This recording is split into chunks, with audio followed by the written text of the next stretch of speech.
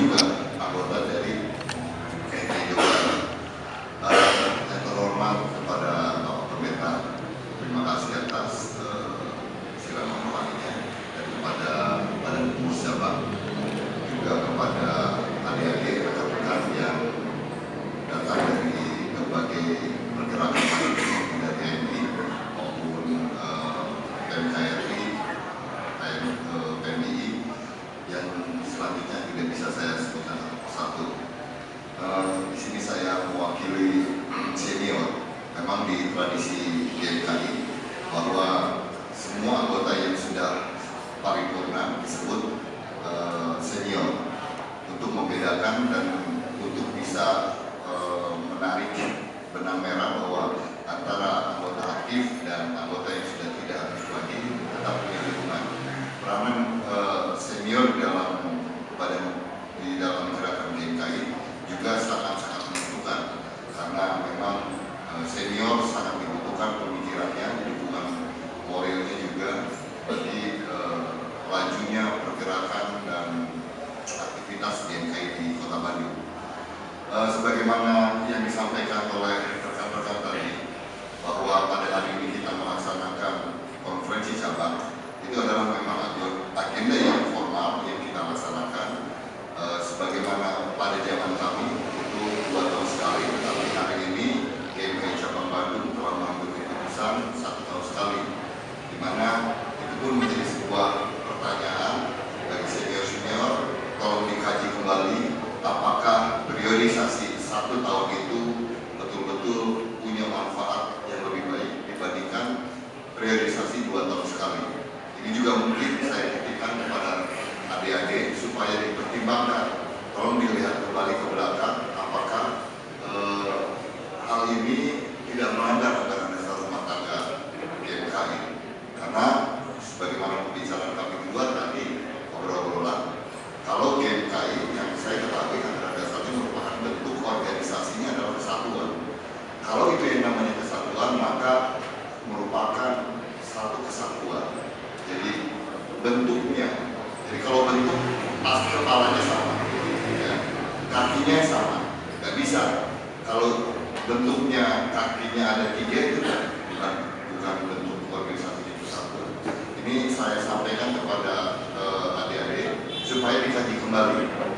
Coba lihat kita di kampus, apakah periodisasi di himpunan mahasiswa itu juga 1 tahun? Apakah ada manfaat yang bisa kita rasakan di 1 tahun? Apakah penentuan pengambilan sikap periodisasi dalam Badan Pengurus Cabang 1 tahun itu karena ketakutan mahasiswa pada waktu itu? Ya. Saya melihat adanya kepanikan waktu itu. Kenapa diambil 1 tahun? Karena memang sistem perkuliahan sudah berbeda, ya, mungkin dengan menggunakan SKS.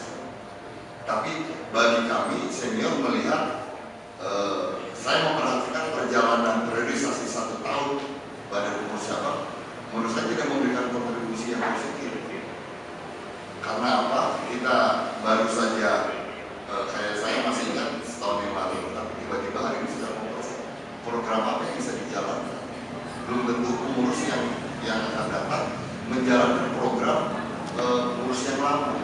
Jadi kesinambungan program itu belum bisa terjamin dengan periode 1 tahun. Tapi kalau dibuat 2 tahun, Badan Pengurus Cabang bisa membuat sebuah agenda aksi, sebuah agenda kegiatan yang berkesinambungan, tuntas. Tapi kalau 1 tahun, agenda ini apakah akan dijalankan, apakah akan diteruskan tidak oleh Badan Pengurus Cabang Bandung? Ini sebuah pemikiran, ini sebuah ide dan gagasan. Siapa tahu ini bisa dihasilkan nanti di dalam konferensi cabang dan bisa jadi pemikiran kembali di tingkat kongres. Karena bulan berapa kita kongres? Oktober ya, di Manado. Jadi kita kaji kembali ya, apakah penentuan yang membolehkan adanya pilihan antara 1 tahun dan 2 tahun. Karena menjadi sebuah pertanyaan besar bagi saya. Di pusat 2 tahun, di daerah lain, di cabang lain 2 tahun, dibanding 1 tahun. Nah itu kan juga nggak nyambung menurut saya. Jadi kami dari senior tetap mendukung kegiatan adik-adik, tetap memberikan dukungan, ya, tetap memberikan semangat supaya supaya stigma bahwa GMKI Cabang Bandung merupakan center of excellence, ya, pergerakan sebagai pusat, ya, itu harus ditunjukkan. Jangan mengaku sebagai anggota GMKI Cabang Bandung, tetapi pemikirannya, ide dan gagasannya bukan dari kota yang menjadi pusat kegiatan. Jadi saya berharap kepada adik-adik di dalam konferensi cabang, tunjukkan bahwa kita adalah mahasiswa yang berada di Kota Bandung, yang segalanya ada, dan kompleks permasalahan di Kota Bandung ini kan kota urban. Jadi permasalahan urban yang ada di Kota Bandung sudah jelas, masalah pengangguran itu perlu diperhatikan, mengenai masalah kemiskinan, masalah kriminalitas, itu penyakit-penyakit yang penyakit kota-kota urban. Nah, jadi bagaimana GMKI dalam konferensi cabang ini bisa memberikan pemikiran-pemikiran yang strategis kepada pemerintah Kota Bandung, mengkritisi tidak biasa. Jadi memang rohnya pergerakan adalah mengkritisi. Kalau salah mengkritisi juga biasa, namanya mahasiswa. Jangan takut mengkritisi pemerintahan, jalannya pemerintahan Kota Bandung. Apakah pemerintahan Kota Bandung ini sudah menjalankan sesuai dengan aturan, ya, sesuai dengan perda? Kita harus kritisi. Kemana Kota Bandung ini akan dibawa? Ya, bersama-sama kawan-kawan yang ada di Komisi Cipayu, di yang satu lagi FKPI, ya, itu di KMPI sama-sama. Jangan GMKI menjadi inklusif. GMKI harus bisa bergerak keluar dari temboknya, keluar dari benteng-benteng sekat-sekat. Song-song masyarakat, lihat apa kebutuhan masyarakat, apa yang dirasakan masyarakat Kota Bandung hari ini. Kalau masyarakat Bandung hari ini merasakan betapa sulitnya mencari pekerjaan, ya, contoh misalnya sekarang pergerakan buruh menuntut dibubarkan outsourcing, kaji oleh GMKI Cabang Bandung. Kalau memang itu benar bahwa outsourcing itu tidak mensejahterakan buruh, beri pemikiran-pemikiran itu, dukung gerakan-gerakan yang seperti itu. Dan itu fungsi yang seharusnya dilakukan, bukan dalam konteks politisasi. Saya tidak mau GMKI Cabang Bandung terjebak kepada politisasi, masuk ke partai A, ya kan, berwarna politik B. Saya nggak mau. Di GMKI harus netral. Justru kenetralan itu nanti akan dipakai oleh stakeholder yang ada di Kota Bandung. Nah, itu pemikiran-pemikiran dari kami senior, tetap mendukung dan mendoakan supaya GMKI Cabang Bandung bisa menjadi pusat, bisa dijadikan contoh baik dalam programnya, dalam kegiatannya, juga dalam sikapnya juga.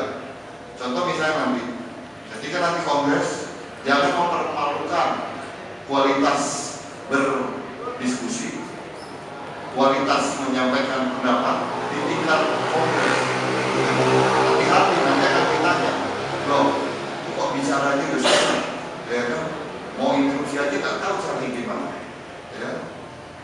Rekan-rekan di KMPI sudah bisa melihat bagaimana kalau saya memimpin persidangan, ya, bagaimana saya mengatur jalannya persidangan.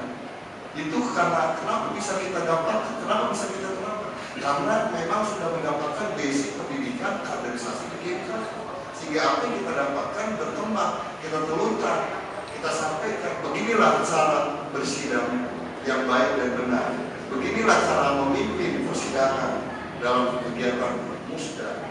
Jadi cara-cara seperti itu kita harus jadi contoh. Saya menitipkan betul kepada kawan-kawan, didiklah, buatlah pengkaderan yang baik dan benar.